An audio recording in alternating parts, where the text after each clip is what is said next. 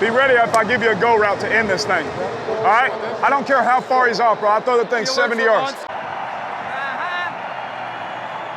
Hey.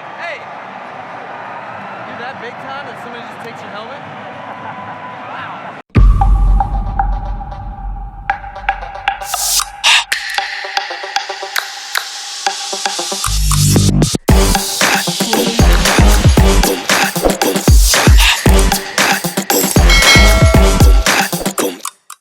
Let's move on to the Patriots versus the Dolphins. I don't have a lot for this game, but because I watched it, I feel a compulsion to shove my opinion about it down your ear every bit as much as you're welcome to have the compulsion to not listen.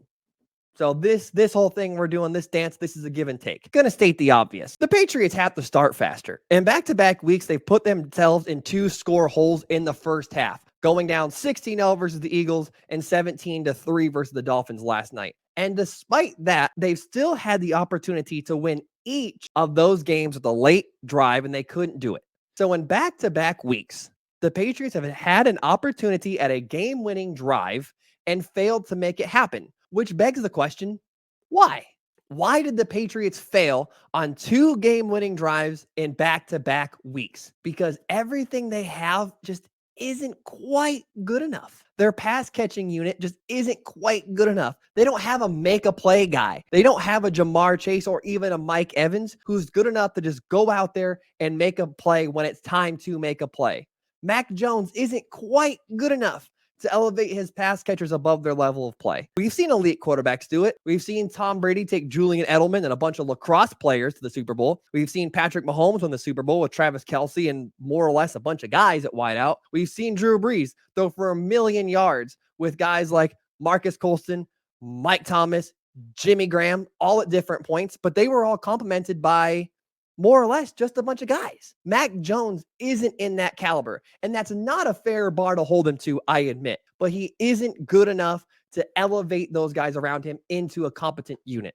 Bill O'Brien, the offensive coordinator, just isn't quite good enough schematically to make it work with the collection of uninspiring weapons he has, which also isn't something I really blame him for. You work with what you've been given, but he hasn't really been given a ton. But in the same breath, it's also fair to say that he isn't Sean McVay last season, somehow scrambling to make it work, getting creative, and putting a wide receiver at fullback to create matchup issues with linebackers. He isn't Kyle Shanahan, who managed to get Matt Ryan MVP and Matt Schaub multiple Pro Bowls and lead the NFL in passing yards. Unfortunately, everything they have isn't quite good enough to win those types of games and win those types of situations that they've been in the past 2 weeks. The good news, however, is that they are well coached enough to win games this season. The Patriots are either a low-end good team or a high-end mid team. They're the measuring stick team. If you beat them, you're good enough to make the playoffs. If you're not, you're probably not. I see this team finishing somewhere around the 500 mark once again this season, but they're still better than I expected. I thought they would be terrible.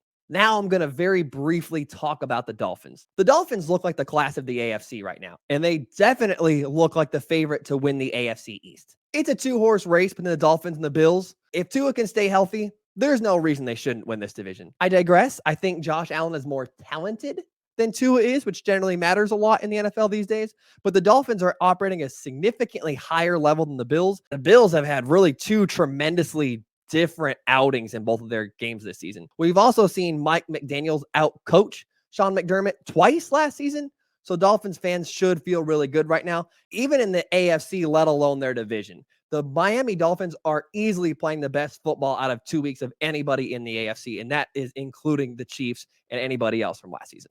That's it. That's my show today. Thank you guys for listening. Feel free to like and subscribe if you're watching on YouTube. If you are on Spotify, feel free to hit that little box if you're not in car mode.